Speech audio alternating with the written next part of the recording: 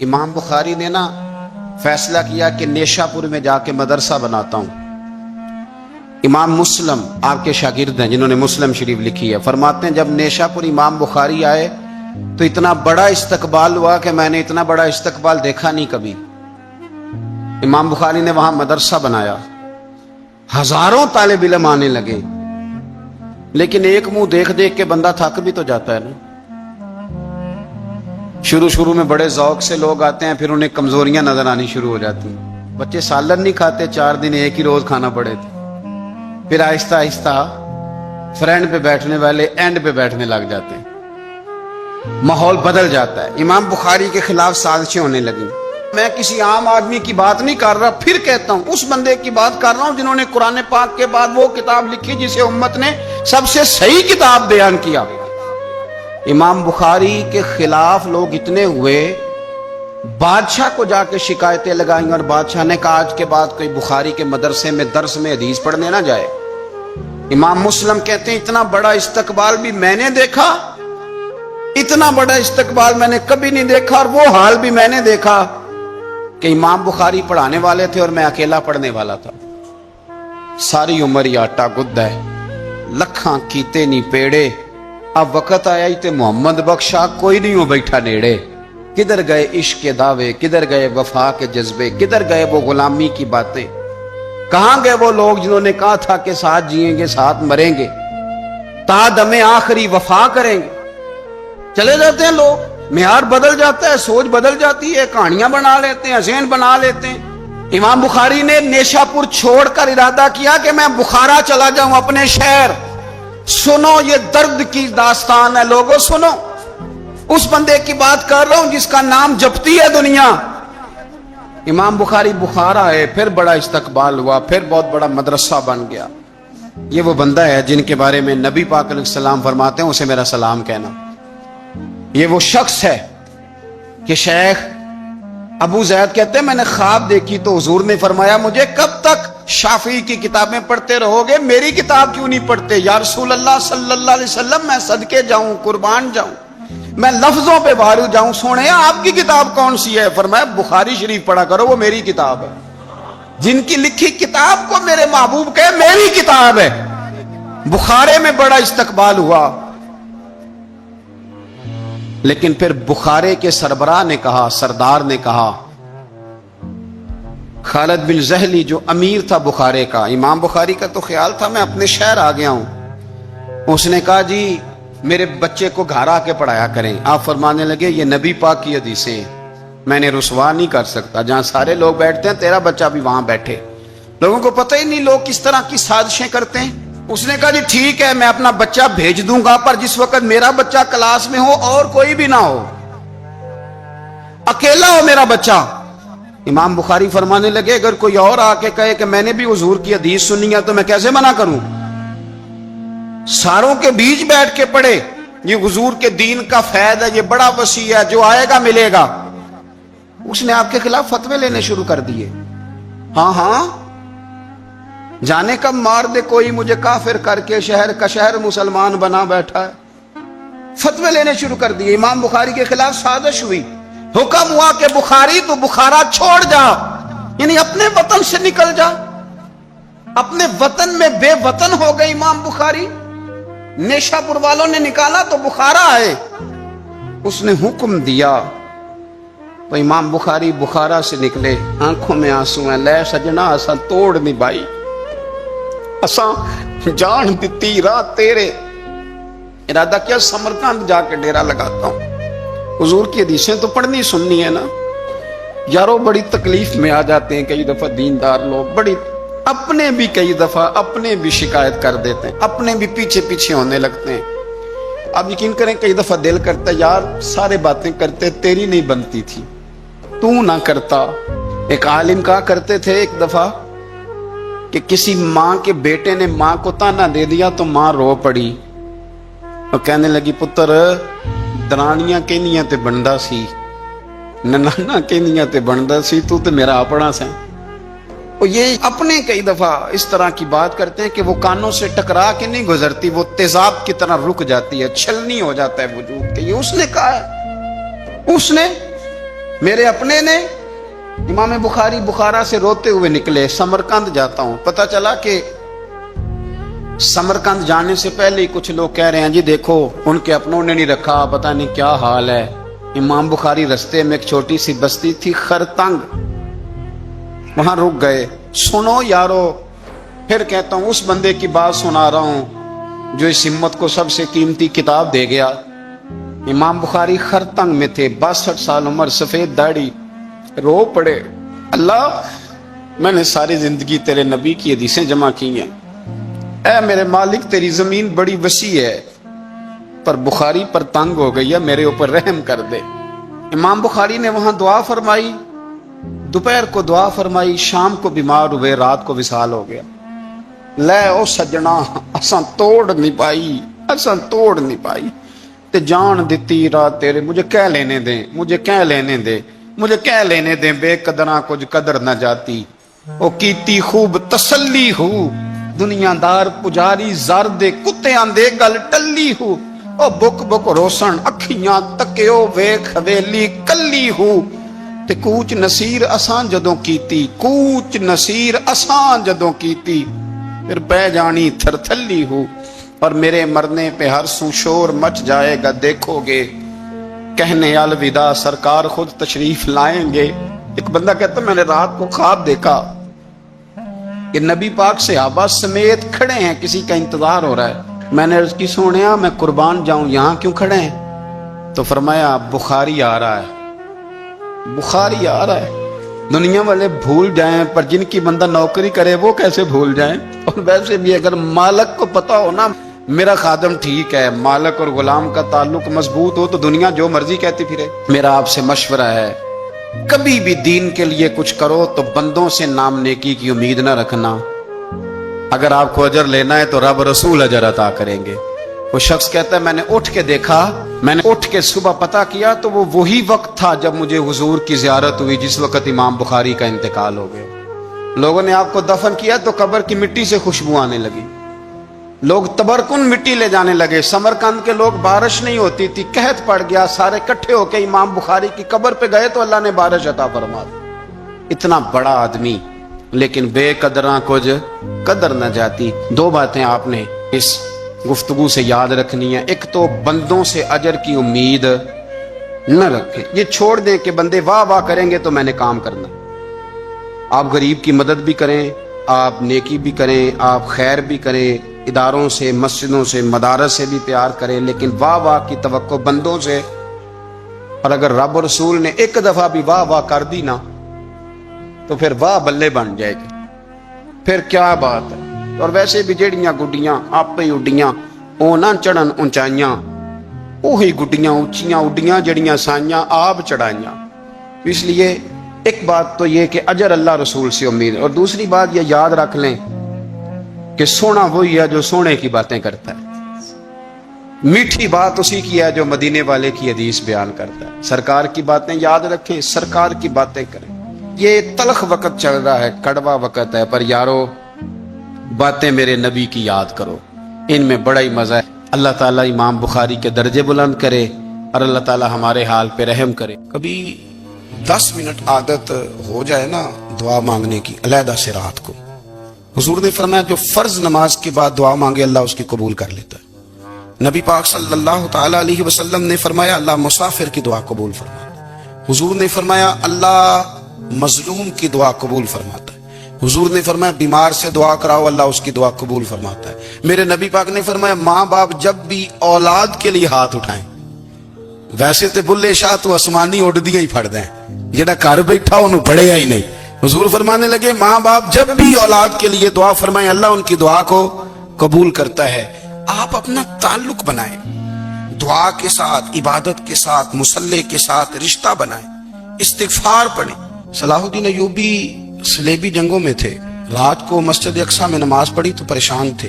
ایک بزرگ سے ملاقات ہوئی تو وہ کہنے لگے کہ آپ بڑے پریشان ہیں۔ کہنے لگے حضور پریشان اس لیے ہوں کہ پہلے ہی مسلمان کمزور ہے، اب میں نے سنا ہے دشمن کا ایک بحری بیڑا وہ جنگی سامان سے بھرا ہوا آ رہا ہے، تو اب ان کے پاس اور تلواریں اور نیزے آ جائیں گے، مسلمانوں کے پاس پہلے ہی وسائل کی کمی ہے، پریشان ہو کس طرح کر کے مقابلہ کریں گے؟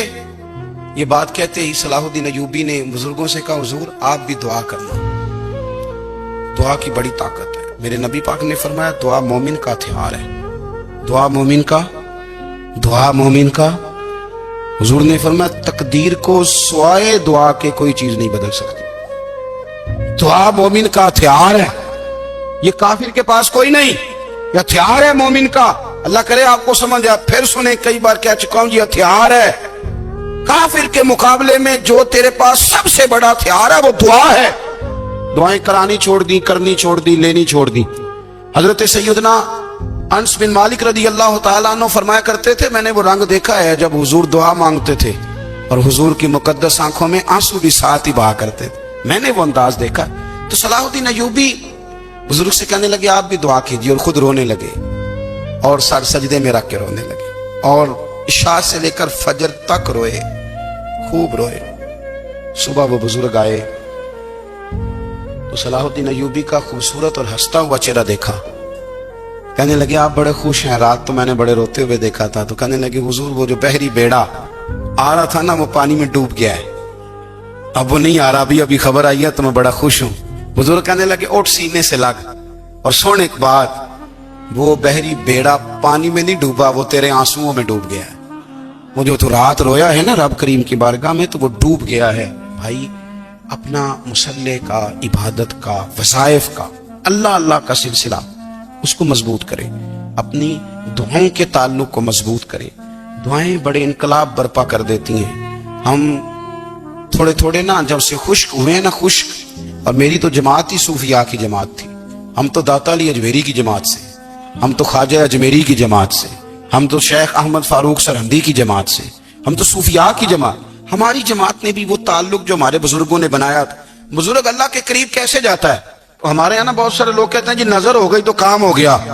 بھائی جو بخاری مسلم میں طریقہ ہے نا اللہ کا قرب پانے کا وہ تو نفل ہے۔ نبی کریم علیہ السلام نے فرمایا بندہ نفلوں کے ذریعے رب کے قریب جاتا ہے، اور اتنا قریب جاتا ہے کہ پھر اللہ اس کی زبان بن جاتا ہے، اللہ اس کی آنکھیں بن جاتا ہے، کان بن جاتا ہے، ہاتھ اور پیر بن جاتا ہے۔ تو یہ تو عبادت ہے، یہ تو اللہ کی بارگاہ کی حاضری ہے جو آپ کو اللہ کے قریب کرے گی۔ تو نماز کو اہمیت دے کے ادا کریں، نمازیں موبائل بند کر کے ادا کریں۔ لیکن نا کچھ لوگ کہتے ہیں مجھے ٹائم نہیں ملتا نماز کا، تو میں کہتا ہوں یہ آپ نے بڑی جرت کی بات کی ہے۔ مجھے کو میرا پیر بھائی کہہ دینا میرے پاس ٹائم نہیں آپ کو ملنے کا، تو میں کہتا ہوں آج کے بعد آنا ہی نہ۔ تو کیا سمجھتا ہے، تو بہت بڑا آدمی ہے، تیرے پاس ٹائم نہیں ہے اور ہمیں ملنے کا ٹائم، موج کر۔ آپ نے اللہ رسول کو کہہ دیا ٹائم نہیں۔ اور عجیب فلسفہ ہے نا، کہا جائے نماز پڑھنے آؤ تو کہتے ہیں کپڑے ٹھیک نہیں، اور کہا جائے کہ آؤ ذرا دعوت پہ چلے تو کہتے ہیں ایک منٹ ٹھہر میں کپڑے بدل کے آیا۔ نماز کے لیے کہا تو کہتے ہیں ٹھیک نہیں، دعوت کے لیے کہا تو کہتے ہیں میں ذرا تیاری کر لوں، یوں جانا مناسب نہیں۔ یہ معاملہ ٹھیک نہیں۔ رب تو فرماتا ہے کہ جب تم مسجد میں آئے تو زینت اختیار کر کے آ، خوب ذوق سے دعا مانگے، خوب شوق سے نماز پڑھیں، خوب استغفار کا مزاج بنائیں۔ آپ لوگوں کے بیچ رہ کے سکھ حاصل کرنا چاہتے ہیں، لیکن آپ کو پتہ ہے کئی مہینے غار حرا میں رہنا بھی مدینے والے محبوب کا طریقہ ہے۔ ہر سال اعتکاف بیٹھنا الگ سے، یہ بھی حضور کا طریقہ ہے۔ مسجد نبوی کے اندر دروازہ کھلتا تھا نبی کریم کا، پر گھر کے اندر نفل پڑھے نبی پاک، اور حضور فرماتے ہیں کچھ نفل نماز گھر میں بھی پڑھا کرو، گھر کو قبرستان نہ بناؤ۔ ہمارا گھر اللہ کے ذکر سے آباد ہوگا۔ ہمارے ہاں انسان چونکہ انسانوں سے مل کے زندگی گزارتا ہے، اور اللہ تعالیٰ نے انسانوں کو درجوں کے تعلق سے فضیلت بھی عطا فرمائی ہے۔ کسی کو بیٹا بنایا ہے تو کسی کو باپ بنایا ہے، کسی کو چھوٹا بھائی بنایا ہے تو کسی کو بڑا بھائی بنایا ہے۔ اللہ تبارک و تعالیٰ نے درجوں کے تعلق سے فضیلت دی، استاد بنا دیے، بزرگ بنا دیے، عالم بنا دیے، اللہ نے فضیلت دی۔ ایک فضیلت وہ ہے جو اللہ نے دی، اور کچھ خیال لوگوں کا اپنا ہے کہ مجھے فضیلت ملنی چاہیے، میرا اعزاز ہونا چاہیے۔ اس میں پھر یہ ہوتا ہے کہ ایک تو انسان اس ارادے کی بنیاد پر کمزور ہو جاتا ہے، ایسی حرکات بھی کر جاتا ہے جس پر اس کا دل اور اس کا ضمیر اسے ملامت کرتا ہے، لیکن اسے شہرت چاہیے ہوتی ہے، وہ بھاگتا پھرتا ہے۔ کئی دفعہ یوں بھی ہوتا ہے کہ مقصود چونکہ شہرت ہوتی ہے، مقصود چونکہ دنیا داری ہوتی ہے، تو پھر دوسروں کو تکلیف دیتا ہے، وہ زبردستی عزت مانگنا، لوگوں کو تکلیف میں مبتلا کرنا، اور خیال کرنا، مطلب دو قسم کے داماد ہوتے ہیں، ایک داماد وہ ہوتا ہے جس کے بارے میں پتہ ہوتا ہے کہ پھٹا بہت زیادہ ڈالتا ہے، چائے بھی لیٹ ملے تو شور کرتا ہے۔ تب وہ سسر جو ہے وہ اپنے بچوں کو اگر کسی موقع پر اس صاحب نے آنا ہو تو بٹھا کر کے پہلے کہہ دیتے ہیں کہ مہربانی کرنا اس شریر کا ذرا خیال رکھنا، 2 دن گزر جائیں بیاہ کے یا کسی اور تقریب کے تو ذرا سکون رہے گا، اس کا خیال رکھنا۔ دوسرا جو ہے وہ نفیس آدمی ہے، اس کو کوئی پریشانی نہیں، اس کو پتہ ہے کہ روٹی گھر بھی ملتی ہے، یا میں مہمان آیا ہوں تو اب اس کے رشتہ دار وہ کہہ رہے ہوتے ہیں کہ اس کی خیر ہے، یہ تکلیف نہیں دیتا۔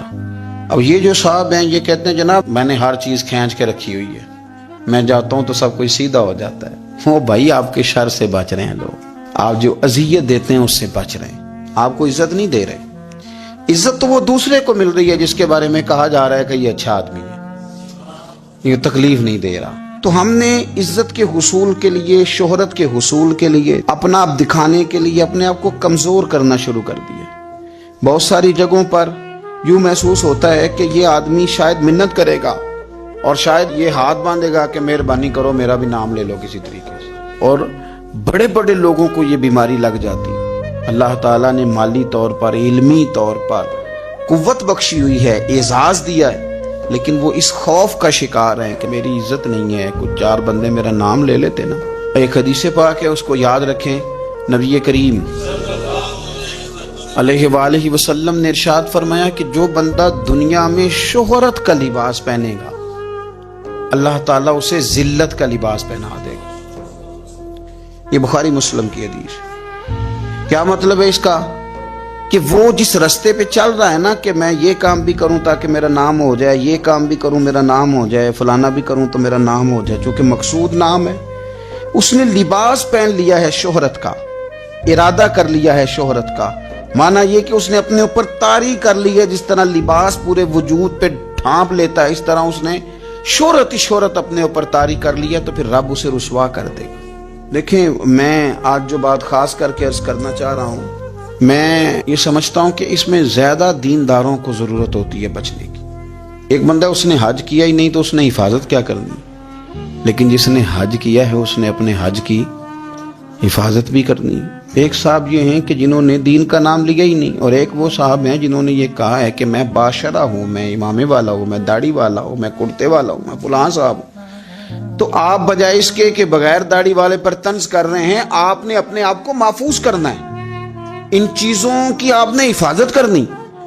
دیندار لوگوں کی تو اب ساری چیزیں اس طرح ہائی لائٹ ہونے لگی ہیں، دکھاوا ہونے لگا، یعنی دعا مانگ رہے ہیں تو فوٹو الگ ہے، نماز پڑھ رہے ہیں تو فوٹو الگ ہے، یعنی آنسو کسی شخص کے آ گئے، کسی شیخ کے، کسی پیر صاحب کے، تو وہ آنسوؤں پر فوکس کر کے لوگوں نے اس کو بھی بیچا میڈیا پہ، فلانا آدمی رو پڑا، فلانے آدمی نے رلا دیا۔ یہ تو اللہ کے ساتھ رشتہ ہے بندے کا، اب اس کو بھی فار سیل کریں گے، اس کو بھی۔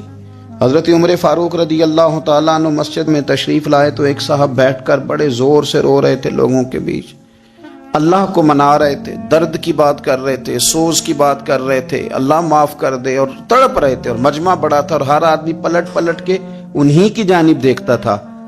تو سیدنا فاروق اعظم رضی اللہ تعالیٰ عنہ نے آج جلال نہیں فرمایا، آج پیار فرمایا۔ اس کے قریب گئے، جب وہ فارغ ہو گیا اس کو تھپکی دی، فرمانے لگے یہ جو تم نے لوگوں کے بیچ بیٹھ کے کیا ہے نا، اور تیری داڑھی آنسوؤں سے بھر گئی ہے، یہ 2 قطرے آنسوؤں کے تو اکیلے میں بیٹھ کے بہا دیتا تو رب تیرے اوپر خاص رحمت کا نزول فرما دے۔ کچھ ضروری ہے کہ یہاں جو ہے تو نے بتانا ہے کہ میں بڑا مطلب عاشق رسول ہوں اور میں نے جناب بڑے آنسو بہائے ہیں نعت شریف پہ۔ آ جائے، رونا تو آ گیا، کنٹرول نہیں ہے، وہ تو آ گیا، اور اب تو باقاعدہ پریکٹس کی جاتی ہے کہ پڑھنے والے نے بھی رونا ہے اور سننے والے نے بھی رونا ہے۔ نہ کریں یہ کام۔ اگر آپ کا مزاج دکھاوے کا بن جائے گا، آپ کی طبیعت دکھاوے کی بن جائے گی، ذہن دکھاوے کا بن جائے گا، پھر آپ تنگ ہوں گے۔ بڑی عبادت کرتے تھے امام بخاری، رمضان شریف میں اپنے لوگوں کو جمع کرتے، کہتے ہو میں تمہیں نماز پڑھاؤں، تو رمضان شریف میں نماز پڑھاتے تو ہر رکعت میں 20 آیات کی تلاوت فرماتے، 3 دن کے اندر قرآن پاک ختم کرتے، عبادت کرتے۔ یہ جتنے پڑھے لکھے لوگ تھے ان کا مصلی سے رشتہ بڑا مضبوط تھا۔ ایسا نہیں تھا کہ انہوں نے علم اس لیے پڑھا ہے کہ زیادہ باتیں پڑھیں گے تو زیادہ لوگوں کو سنائیں گے، زیادہ لوگوں کو اپنے پیچھے لگائیں گے، اس طرح نہیں، بلکہ مصلی سے تعلق ان لوگوں کا مضبوط تھا۔ سیدنا امام بخاری رحمۃ اللہ تعالی علیہ، آپ نماز پڑھ رہے تھے تو زنبور آ گئی، بھیڑ آ گئی، سمجھ لیں بچھو آ گیا، وہ کرتے میں گھس گیا، اس نے 17 جگہ پہ امام بخاری کو ڈانگ مارا، زخم ہو گئے، لیکن نماز پڑھتے رہے۔ نماز کے بعد تسلی سے بیٹھے تو شاگرد سے کہنے لگے ذرا دیکھنا پشت پہ کیا ہے۔ آپ یقین کریں ہماری نمازیں تو ہیں پر سکون والی نہیں، مزے والی نہیں۔ وہ موبائل ہے، وہ سائلنٹ پہ لگا ہوا ہے، اور نماز کے بعد اس طرح سے لوگ موبائل کھولتے ہیں جیسے قبولیت کا کوئی میسج نہیں معاذ اللہ آ گیا کہ دیکھ لو قبول ہو گئی ہے۔ اتنی جلدی ہے، کوئی ٹھہراؤ نہیں، اطمینان قلب بھی نہیں، قرار حاصل کریں۔ پڑھنی تو ہے، تو مزہ لے کے کیوں نہ پڑھیں، سکون سے کیوں نہ پڑھیں۔ کہا ذرا دیکھنا میری پشت پہ کیا ہے، تو شاگرد کہتے ہیں جب ہم نے امام بخاری رحمۃ اللہ علیہ کی کمر سے کپڑا اٹھایا 17 جگہ پہ زخم بنے ہوئے تھے، تو عرض کی حضور جب اس نے ڈانگ مارا تھا تو آپ، یہ تو بڑا سخت زخم ہے، آپ نے توجہ نہیں کی۔ پر میں نے ایک سورت شروع کر لی تھی نماز میں تو دل نہیں کرتا تھا سورت چھوڑوں، میں نے پوری کر کے رکوع کیا ہے۔ تو امام بخاری کی دلچسپی، پھر سیرت اور کردار، آپ لاکھوں حدیثیں جانیں اور آپ کہیں مجھے بڑا کچھ آتا ہے لیکن آپ کا عمل صفر ہو،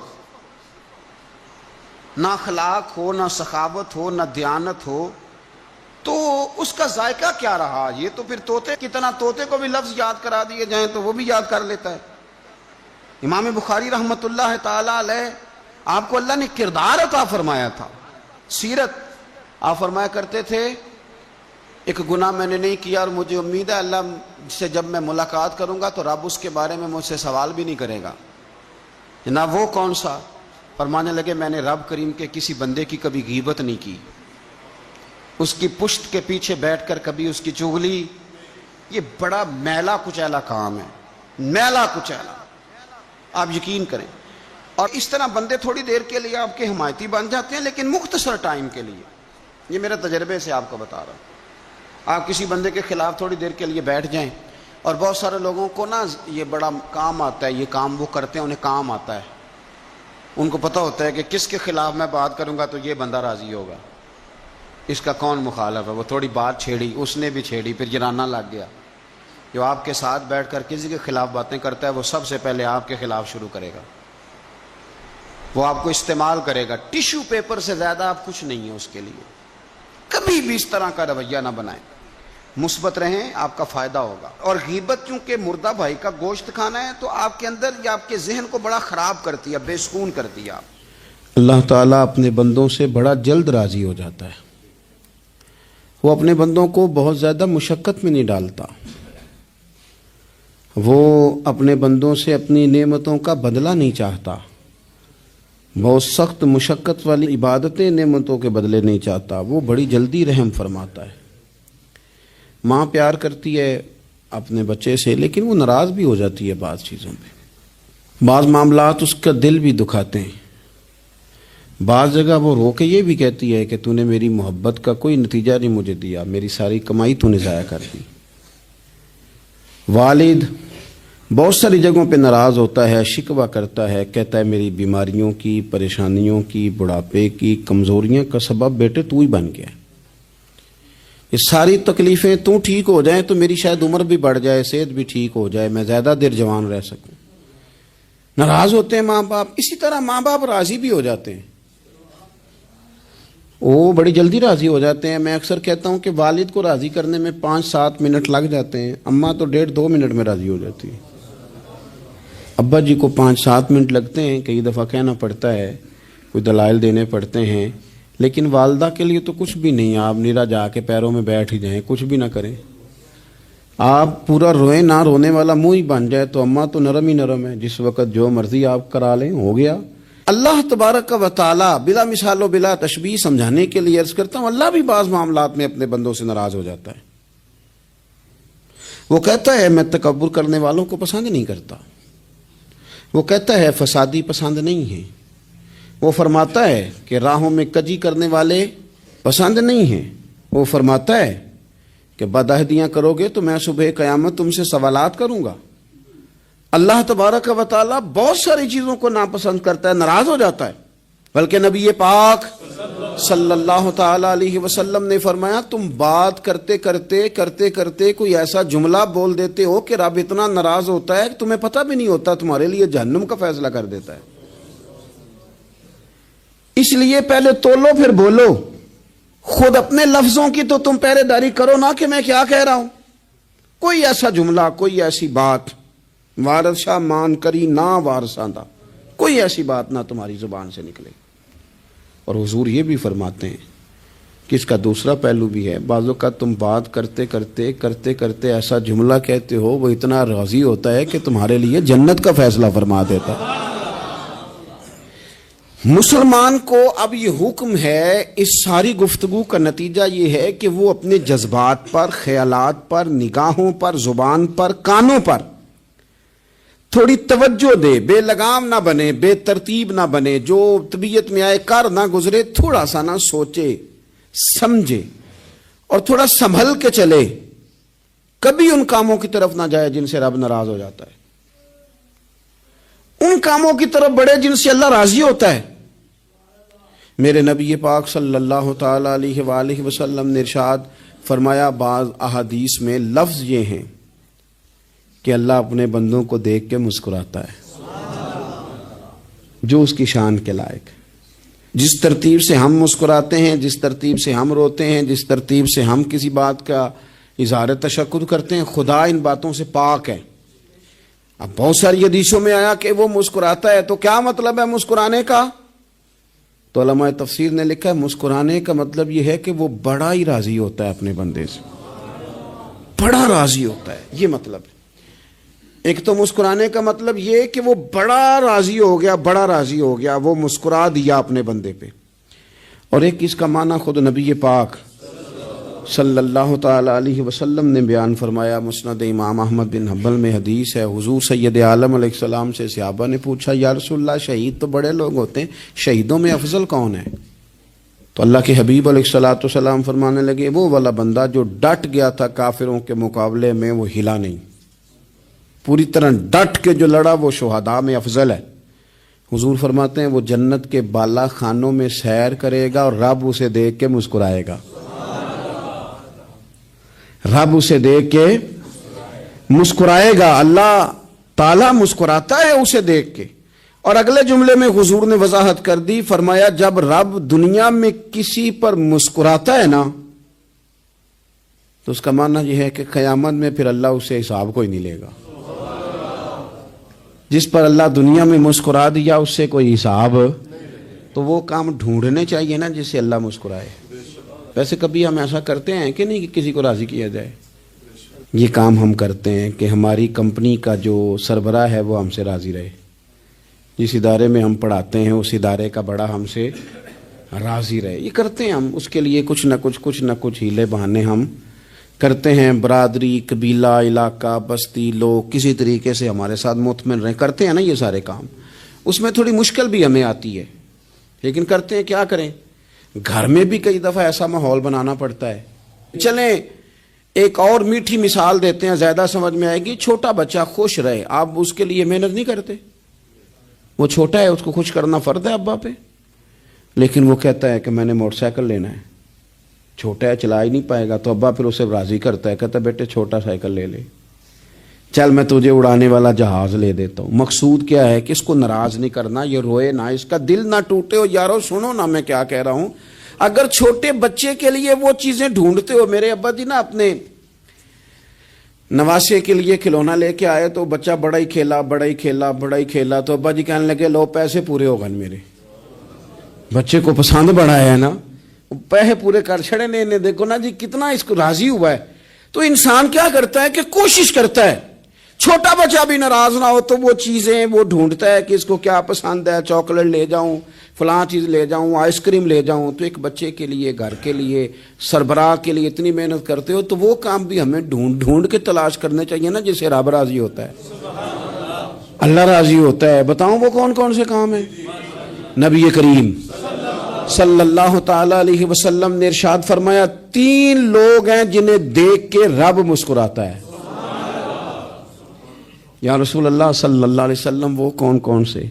تو محبوب فرمانے لگے ایک وہ بندہ ساری مخلوق سوئی ہے، آدھی رات ہے، رات کا پچھلا پہر ہے، اس نے اٹھ کے وضو کر لیا، مصلی پہ کھڑا ہو گیا خدا کی یاد میں. فرمایا اسے دیکھ کے رب مسکراتا ہے جو اس کی شان کے لائق ہے. مسکراتا ہے اللہ. یہ تو سونے کا ٹائم تھا، یہ تو گہری نیند آنے کا وقت تھا، رات کا پچھلا پہر. رات پوے تے بے درداں نو نیند پیاری آوے تے درد منداں نو یاد سجن دی ستیاں وی آن جگاوے. اور ساون کی کالی راتوں میں جب بوندا باندی ہوتی ہے، وہ راتوں کو اٹھ اٹھ روتے ہیں جب خلقت ساری سوتی ہے. اللہ مسکراتا ہے. اور سننا میرے بھائی، میرے نبی پاک صلی اللہ تعالی علیہ وسلم فرماتے ہیں جب مسلمان نماز کے لیے صفیں بناتے ہیں نا، ترتیب لگ رہی ہوتی ہے، اب اللہ کی بارگاہ میں کھڑے ہوں گے، قیام کریں گے، رکوع کریں گے، سجود کریں گے. فرمایا جب مومن صفیں بناتے ہیں تو رب دیکھ کے مسکراتا ہے. مسکراتا ہے. کمال ہو گئے عروج بندگی کا. جب بندے کو دیکھ کے رب مسکرائے، خدا بندے سے خود پوچھے بتا تیری رضا کیا ہے، مسکراتا ہے. اور میرے نبی پاک علیہ السلام فرماتے ہیں جب مجاہد جہاد کے لیے صفیں سیدھی کرتے ہیں. آج تو یہ رب کے نام پہ مرنے ہی آ گئے. یہ صفوں میں کھڑے ہوں گے، ترتیب سے لڑیں گے، ترتیب سے گلا کاٹیں گے کافروں کا یا شہادت لیں گے. فرمایا جب جہاد کے لوگ صفیں بناتے ہیں تو رب انہیں دیکھ کے مسکراتا ہے. کتنے نصیبوں والا وہ بندہ ہے جسے دیکھ کے مسکرا دیا. او یار کبھی تیرا بیٹا تیرے سامنے مسکرائے نا چھوٹا تو تیرا دل باغ باغ ہو جاتا ہے. تیری ماں بیمار کسی ایک دن صحیح طرح ہنس پڑے تو طبیعت خوش ہو جاتی. مجھے بتاؤ نا جس کا رب بھی اسے دیکھ کے ہنس پڑے جو اس کی شان کے لائق ہے. کیا اس بندے کے نصیبیں ہیں، کیا اس کے مقدر ہیں. آپ اس مقام پر اپنے آپ کو لائیں. اب دیکھیں نا یہ حدیث آپ نے سن لی. اب ہم نے نا اس طرح صفیں نہیں بنانے جس طرح ساری دنیا. اب ذرا صفیں بھی شوق سے بنائیں گے. اب ذرا تھوڑا سا شوق پیدا کریں گے. بھئی یہ تو میں وہ کام کرنے لگا ہوں جسے دیکھ کے رب مسکراتا ہے. نبی پاک صلی اللہ علیہ وسلم نے فرمایا جب کوئی بندہ توبہ کرتا ہے نا، ہم توبہ کا رٹا لگاتے ہیں، یا اللہ میری توبہ یا اللہ. اور توبہ کا تو مطلب یہ ہے کہ پچھلے گناہوں سے پکی توبہ، آج کے بعد یہ غلطی نہ کرنے کا پکا وعدہ. تو نے ساری شب برات رو کے گزاری ہے، بتا سویرے جھوٹ جوڑنے کا ارادہ ہے تیرا؟ آج کے بعد رشوت تو نہیں نہ لے گا، ملاوٹ تو نہیں نہ کرے گا، یہ توبہ ہے. اور اگر سارے کام اسی طرح کرنے ہیں تو پھر یہ توبہ کا رٹا ہے، تو جتنا مرضی لگاؤ. حضرت علی بن ربیعہ رضی اللہ تعالیٰ عنہ فرماتے ہیں میں مولا علی کے ساتھ تھا، مقام حرہ کی طرف جا رہے تھے. حضرت علی نے ہاتھ اٹھا کے دعا مانگی ہماری تعلیم کے لیے، ورنہ حضرت علی ہم صحابہ کو محفوظ عن الخطا تو مانتے ہیں نا. ہاتھ اٹھا کے کہا اے اللہ ہمارے گناہ بخش دے، تیرے علاوہ کوئی معاف کرنے والا نہیں. اور پھر حضرت علی آسمان کی طرف دیکھا اور دیکھ کے نا حضرت علی بن ربیعہ کو تو مسکرائے. حضرت علی بن ربیعہ کہنے لگے حضور مسکرائے کیوں ہو؟ فرمانے لگے ایک دن میں حضور کے ساتھ اسی طرح آیا تھا، اسی طرح حضور نے دعا فرمائی تھی ہماری تعلیم کے لیے، اور پھر حضور مجھے دیکھ کے مسکرائے تھے اور فرمایا جب کوئی بندہ رب کی بارگاہ میں اس طرح استغفار کرتا ہے تو رب مسکراتا ہے اور مسکرا کے فرماتا دیکھ لو میرے بندوں کو پتا ہے کہ میرے علاوہ معاف کرنے والا کوئی نہیں. انہیں پتا ہے. تم اس کی بارگاہ میں رجوع تو لاؤ، آؤ تو صحیح دو آنسو لے کر. اقبال کہتے ہیں کہ موتی سمجھ کے شان کریمی نے چن لیا، قطرے دو گرے میرے ار کے انفال کے. دو میں نے آنسو بہائے تھے تو اس کے کرم نے تو موتی سمجھ کے چن لیے. سنو نا حضور اس استغفار کو اللہ کو یار رات کو توبہ کر کے سونا چاہیے. ہمیں کچھ غلطیاں ہم کرنا نہیں چاہتے پر ہم سے ہو جاتی ہیں، کچھ دل ہم توڑنا نہیں چاہتے پر وہ ٹوٹ جاتے ہیں، ہماری مجبوری ہوتی ہے ٹوٹ جاتے ہیں. رات کو اس کی بارگاہ میں ہاتھ باندھ کے کشکول طلب دراز کر کے خوب استغفار پڑھنا چاہیے کہ مالک بندے ہیں نا کیا کریں. نفس کا ساتھ ہے، دنیا کا ساتھ ہے، خواہشات نفسانیہ، مالک معاف کر دے، درد سے توبہ، رسم نہ ہو، کہانی نہ ہو، لفظ نہ ہو، جملے نہ ہوں، اور جناب ایسے لوگوں کے بیچ بڑے ہاتھ باندھ کے اور بڑا کوئی ضرورت نہیں، آپ اکیلے اپنی چارپائی پہ بستر کے اندر منہ دے کے بھی درد سے کہیں گے نا معاف کر دے تو وہ تو مہربانی بڑا ہے۔ میرے نبی پاک صلی اللہ علیہ وسلم مثال دیتے ہیں، فرمایا ایک آدمی صحرا میں جا رہا، صحابہ سے حضور خطاب کر رہے ہیں، فرمایا ایک آدمی صحرا میں جا رہا تھا، اس نے اپنی اونٹنی پہ کھانا پانی پیسے ہر چیز رکھی ہوئی تھی، صحرا تھا بہت بڑا، درمیان صحرا کے گیا تو تھوڑا سا سستانے کے لیے آرام کرنے کے لیے اونٹنی سے نیچے اترا، اب اس نے اونٹنی کی لگام اونٹنی کی نکیل اپنے سرہانے کے نیچے رکھی، ہاتھ کے ساتھ پکڑی اور سو گیا۔ تھوڑی ہی دیر کے بعد جب اس کی آنکھ کھلی تو دیکھا اونٹنی غائب ہے۔ صحرا میں وہ پیدل نہ آگے جا سکتا ہے، نہ پیچھے جا سکتا ہے، نہ دائیں نہ بائیں، کھانے کو روٹی نہیں، پینے کو پانی کا قطرہ نہیں، تھوڑا ادھر بھاگا ادھر بھاگا، تھک گیا۔ کریم محبوب فرماتے ہیں وہ پوری طرح نڈھال ہو گیا اور مایوس ہو گیا، معاذ اللہ، مایوس ہو کے دوبارہ اسی جگہ آ کے لیٹ گیا جہاں پہلے لیٹا تھا، انتظار کرنے لگا کہ اب موت ہی آئے گی، آخری وقت ہے، اب نہ میں پیدل یہ صحرا کراس کر سکتا ہوں، نہ پیچھے جا سکتا ہوں، نہ کھانا ہے نہ پانی ہے، سوائے موت کے کوئی سہارا نہیں۔ حضور فرماتے ہیں وہ رستے میں دوبارہ لیٹ گیا، اچانک اس نے رخ بدلا تو اونٹنی سامنے کھڑی تھی۔ حضور نے صحابہ سے پوچھا بتاؤ نا اسے بھلا کتنی کو خوشی ہوگی؟ یا رسول اللہ جسے نئی زندگی مل گئی ہے۔ آپ دیکھیں نا سارے ڈاکٹروں نے کہہ دیا کہ اس کے تو گردے معدہ جگر ہر چیز ختم ہے، گھر لے جاؤ خدمت کرو، ہر طرف پریشانی ہے۔ وہ بندہ بھی سمجھ گیا ہے کہ آخری وقت آ گیا، کل جاؤں پرسوں جاؤں، تیاری ہو گئی، سب لوگ آ گئے، باہر والے بھی آ گئے، یہ ماحول ایک عجیب رنگ اختیار کر گیا۔ اچانک ایک ڈاکٹر نے آ کے کہا نہیں نہیں غلطی لگ گئی تھی۔ مجھے بتائیے انداز کیا ہوتا ہے؟ بغیر دوائی کے بندہ اٹھ کے کھڑا نہیں ہو جاتا، او میں تو بچ گیا ہوں۔ نبی پاک صلی اللہ علیہ وسلم فرمانے لگے اس کی اونٹنی مل گئی، بتاؤ بھلا اسے کتنی خوشی ہوگی؟ یا رسول اللہ وہ تو دوبارہ دنیا میں آ گیا۔ حضور فرمانے لگے اسے کچھ بھی خوشی نہیں ہوئی۔ جب کوئی رب کا گناہگار بندہ آ کے توبہ کرتا ہے، رب کو اس سے کئی گنا زیادہ خوشی ہوتی ہے۔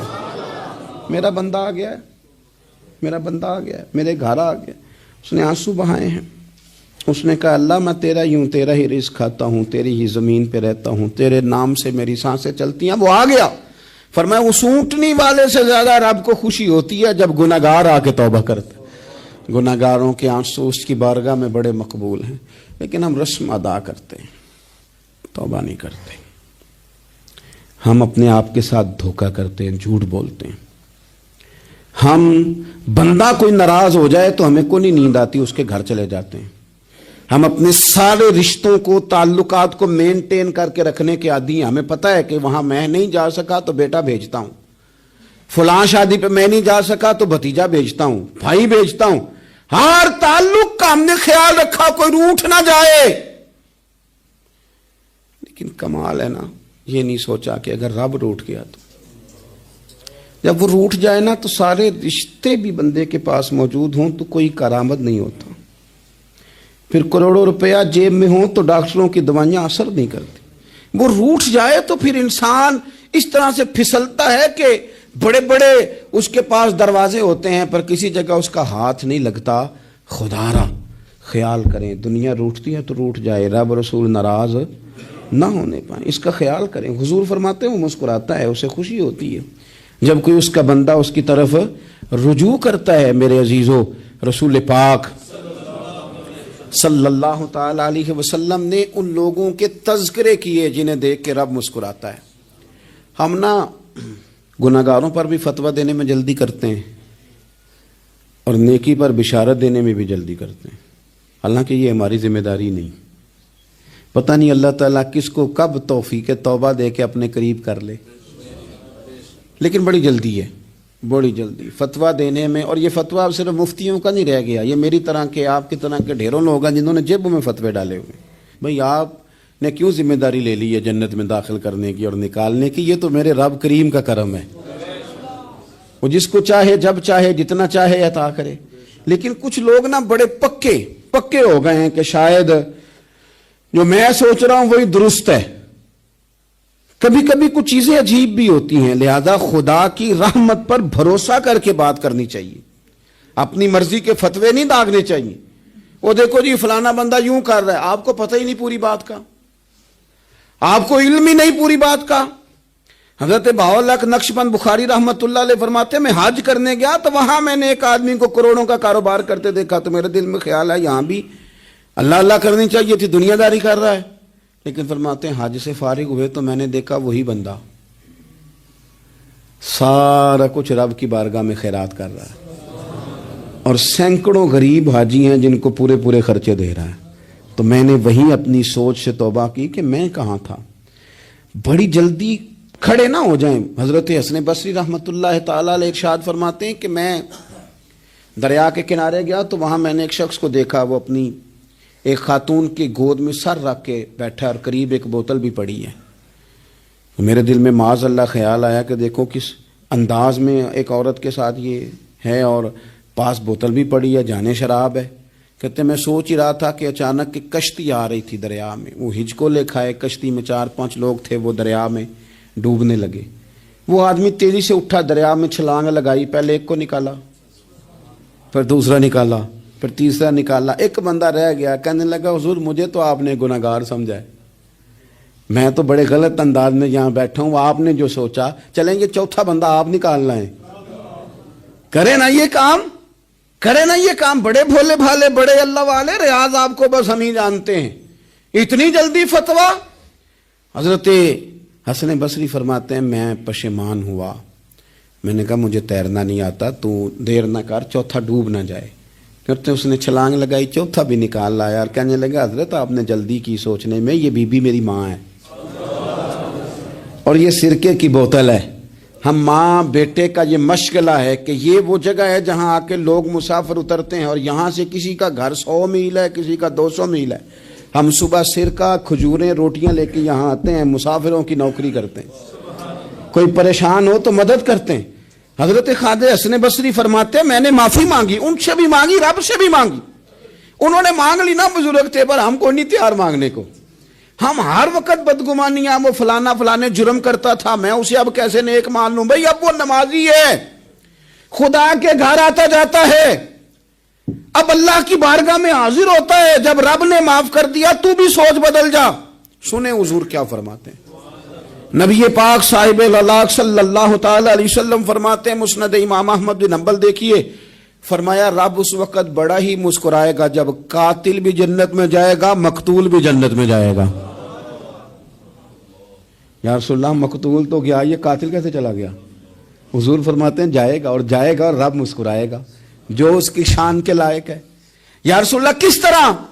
تو نبی پاک صلی اللہ علیہ وسلم فرمانے لگے اس نے ایک مومن کو قتل کیا تھا، وہ شہید ہو کے جنت میں چلا گیا. اب اللہ نے بعد میں اسے توبہ کی توفیق دے دی. پہلے اس نے کلمہ پڑھا، پھر یہ میدان میں اترا، کافروں سے لڑا، یہ شہید ہوا، رب نے اسے بھی جنت دے دی. قاتل بھی جنت میں، مقتول بھی جنت میں. اور بات اتنی انوکھی ہے کہ رب دیکھ کے مسکرا رہا ہے جو اس کی شان کے لائق ہے. ہم جلدی میں ہیں، ہم انتظار نہیں کر رہے کہ شاید توبہ کر جائے، ہم انتظار نہیں کر رہے. لیکن میرے عزیز اتنی جلدی نہ کریں. سوچوں کا صاف ہونا، ذہنوں کا پاک ہونا. بے ادبی جے ماں کیتی تیرے کچھ نہیں رہنا پلے، رب نے جنت رکھ چھڑیے ماں دے پیراں تھلے. تے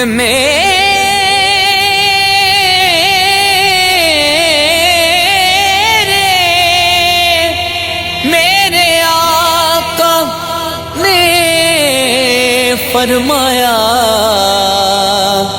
کر لو خدمت ماں دی جس نے کعبہ تکنا ہووے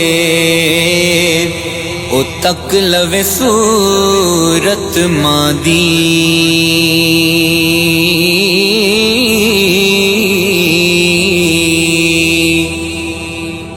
ماں ہوندی اج جیوندی پچھ دی حال میرا اپنے نالوں ود کے رکھ دی خیال میرا ماں ہوندی اج جیوندی پچھ دی حال میرا ہو لوکو ماں ہوندی اج جیوندی پچھ دی حال میرا اپنے نالوں ود کے رکھ دی خیال میرا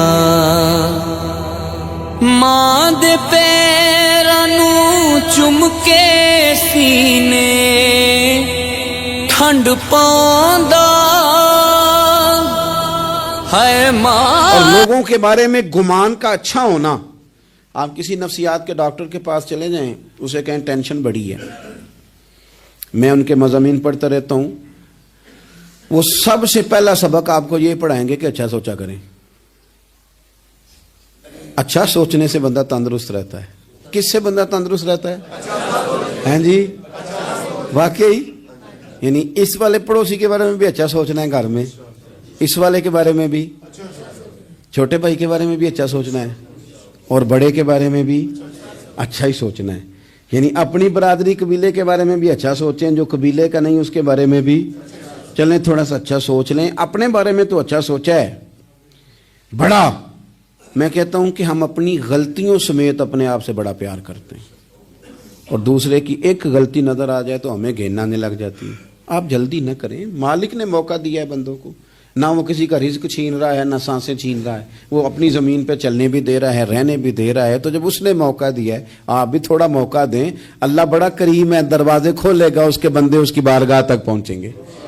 بدگمانیاں اور پھر بدگمانیوں کا عروج, اور اس لیول تک جا کے بات کر دینا ہے کہ جہاں سے خوف آئے کہ یار یہ بات نہیں کرنی چاہیے تھی. رسول کائنات سرور دو عالم صلی اللہ تعالی علیہ وسلم فرماتے ہیں کہ اللہ مسکراتا ہے. دیکھو ہمارے ہاں نا ایک اور بھی مسئلہ بن گیا ہے.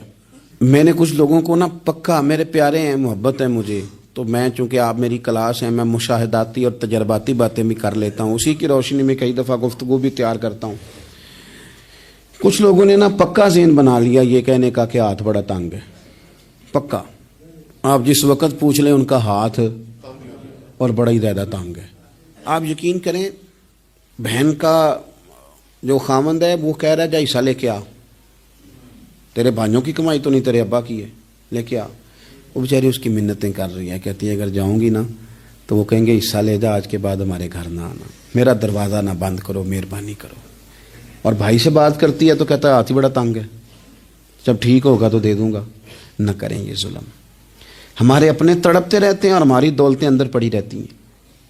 ہمارے اپنے چھوٹی چھوٹی ضروریات کے لیے پریشان ہوتے ہیں, لیکن ہم بڑے بڑے بہانے ہیں ہمارے پاس. کہتے ہیں یہ نکما ہے, یہ نکھٹو ہے, یہ کام نہیں کرتا, اس میں فلانا ہے, بے فلانا ہے, بلیادہ میں نے نہیں ساتھ چلنا. اظہار جب آپ کے اندر پیدا ہوتا ہے نا, اظہار جب کسی کے لیے آپ حساس ہوتے ہیں تو آپ کو بھی سرور حاصل ہوتا ہے. نہ کریں یہ کام کہ آپ کو اللہ نے وسعت دی اور ہر وقت آپ ہاتھ تانگ ہونے کا رونا رو رہے ہیں. ہر وقت آپ یہ کہہ رہے ہیں میں بڑی آزمائش میں ہوں, جب خدا نے آپ پہ نہیں ڈالی. تو اتنے جھوٹ بولنا صرف اس لیے کہ میرے پیسے بچ جائیں, صرف اس لیے کہانی سنانا کہ حالات میرے بڑے خراب ہیں کہ کوئی بندہ میرے سے کوئی تھوڑا بہت قرض نہ مانگ لے. سنو, نبی پاک صلی اللہ علیہ وسلم کے پاس مہمان آ گیا, بخاری مسلم ہے. حضور نے ازواج مطہرات کے گھروں میں پیغام بھیجا, کچھ چیز ہے ضیافت کے لیے؟ یا رسول اللہ کچھ بھی نہیں, یہ دو جہاں کے شاہ ہیں اور پاس کچھ رکھتے نہیں, دو جہاں کی نعمتیں ہیں ان کے خالی ہاتھ میں. یا رسول اللہ کوئی چیز بھی نہیں. حضور نے صحابہ کے مجمع پہ نظر ڈالی, یا رسول اللہ صلی اللہ علیہ وسلم حکم ہو تو حضور فرمانے لگے تم میں سے کوئی بندہ ہے جو اسے گھر لے جائے روٹی کھلائے. ایک صحابی اٹھے فوراً, حضور میں لے کے جاتا ہوں کھانا کھلاتا ہوں. فرماتے ہیں میرے گھر میں صرف بچوں کا کھانا تھا, یہ نہیں کہ فریزر بھرا ہوا ہے نعمتوں سے, صرف بچوں کا کھانا. یہ نہیں کہ کسی کو دیکھ کے اپنی ہنڈیا پہ برتن دے لیا, صرف بچوں کا کھانا. کہتے ہیں گھر گیا, بیوی سے کہا کیا کیفیت ہے؟ کہنے لگی بچوں کی روٹی ہے. میں نے کہا بچے سلا دے, صبح ناشتہ کر لیں گے. تو کہنے لگی آپ کیا کھائیں گے؟ تو میں نے کہا نہ میں کھاؤں گا نہ تو کھائے گی, مہمان جو نبی پاک کا ہے. کہا اچھا اب ذرا تجویز دیکھو میاں بیوی کی سوجھی آپس میں. کہتے ہیں کھانا لگا دینا, کیونکہ ایک آدھ بندے کا کھانا ہے. اپنی غربتوں کا ہر جگہ اظہار کرنا, رونا رونا. یہ دیکھو غربت کیسے چھپائی جا رہی. اس کو کہا نہیں کہ چل تو تھوڑا رحم کھا, تو آیا ہے تو تھوڑا رحم کھا, یہ نہیں کہا. کہا اٹھ کے نا تو کھانا رکھنا اور اٹھ کے نا چراغ ٹھیک کرنے کے بہانے بجھا دینا. ہم دنیا والوں کے سامنے کیوں اپنے دکھ بیان کریں؟ ہم جو کہیں گے رب رسول کی بارگاہ میں کہیں گے. تو نا چراغ ٹھیک کرنے کے بہانے. اہلیہ اٹھی, کھانا دینے کے بعد چراغ ٹھیک کرنے کے بہانے بجھا دیا. خامد بھی ہاتھ چلاتے رہے, بیوی کبھی برتن رکھتی کبھی اٹھاتی. پتہ چلے کہ کھانا کھا رہے ہیں, کھانا کھایا جا رہا ہے. کہتے ہیں مہمان پیٹ بھر کے کھانا کھا گیا. یہ کام ہوا رات کے اندھیرے میں, اس وقت ہوا جب چراغ بھی بند تھا, اس وقت ہوا جب کوئی دیکھنے والا نہیں تھا, کسی پڑوسی کو بھی خبر نہیں تھی. فرماتے ہیں صبح کے اجالے میں اس مہمان کو لے کے مسجد نبوی میں نے قدم رکھا تو نبی کریم نے فرمایا رات جو تم نے کام کیا ہے نا اسے دیکھ کے میرا رب بڑا مسکرایا ہے, اللہ بڑا مسکرایا ہے. اللہ تر دامنی پہ شیخ ہماری نہ جائیے, ہم دامن نچوڑ دیں تو فرشتے وضو کریں. یہ شان ہے صحابہ کی.